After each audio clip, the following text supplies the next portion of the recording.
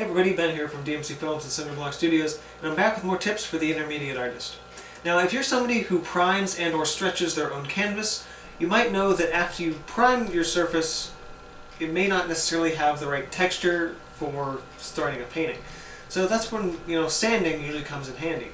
But a lot of times, just a simple sand isn't going to be good enough, so you have to start wet sanding. So in order to sand or even wet sand your surface, you're going to need some sandpaper. I'm using some 220 grit today. I think that's a nice middle ground. You can probably go as high as about 260 or about as low as maybe 150. But I wouldn't take it any further than those 2 points, otherwise it's going to be too rough or too smooth for you to work with and really get any kind of result. You're also going to need water of some sort. I'm going to recommend a spray bottle for this, because if you're either just wetting it with a rag, you're going to possibly getting loose fibers from the rag on the canvas, or if you're using just a big pouring water on it, then you've got too much water. So a spray bottle will really allow you to control how much water you're putting onto the surface. Additionally too, if you're using too much water, you start to get this sort of film on the canvas surface, which is basically powdered gesso and water mixing into this creamy, it's nasty. So that being said, let's get started.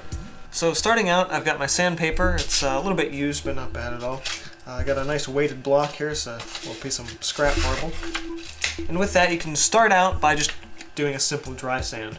Now this particular canvas I stretched myself. I used a pre-primed loose canvas, and after I did that, stretched it, I put an additional layer of gesso on it just to kind of tighten up everything and make sure it was sort of ready to paint, so to speak. But it's fairly smooth. This would probably work, but I do want to make this one just a little bit smoother. So I'm going to start out with just a dry sand. I want to make sure to get my edges as well, because I do paint around my edges. And if when I stretch this canvas, the canvas itself wasn't pre-primed, I would probably also be sanding the two edges as well to make sure there aren't any rough particles on either side of those. Now, after we've dry sanded this, you would think, okay, time to wet sand. Well, no, we want to wipe this off first, because if we go right into wet sand, you're going to create that powdery film. I got a nice cheap brush here. I'm just going to dust it off.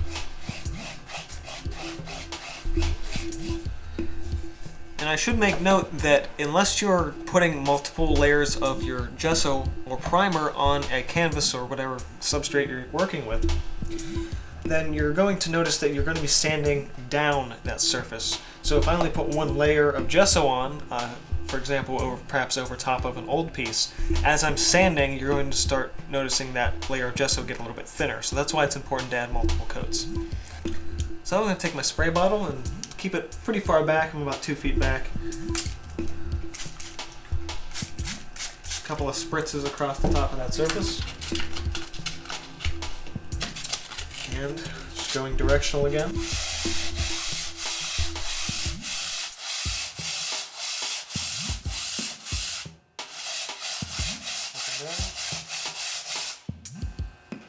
I didn't get quite enough water on that surface, but as you can see on our piece of sandpaper here, you're starting to get a little bit of that residue. So you might want to wipe that off between sections of sanding.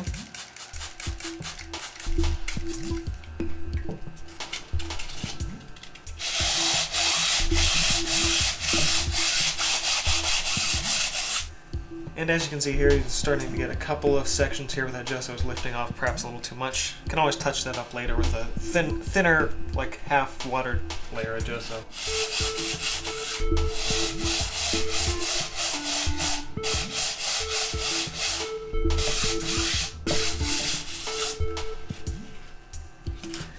And right about like that, our canvas surface is much, much smoother. Now it's important to make note here that depending on the grit of your sandpaper and how much wet sanding you do, it obviously will make a difference on how smooth or rough your surface is. Additionally, wet sanding a canvas can also kind of loosen your stretch a little bit too much, so either stretch it a little extra when you're stretching the canvas, or just kind of make note that it might be a little bit looser and have a little more give to the canvas as you're working. Well, that's about it for today's lesson. Remember, if you ever have any ideas for videos, feel free to throw those in the comments below. And for more tips, tutorials, and other art videos, subscribe to the channel. This has been from DMC Films and Cinderblock Studios. See you guys next time.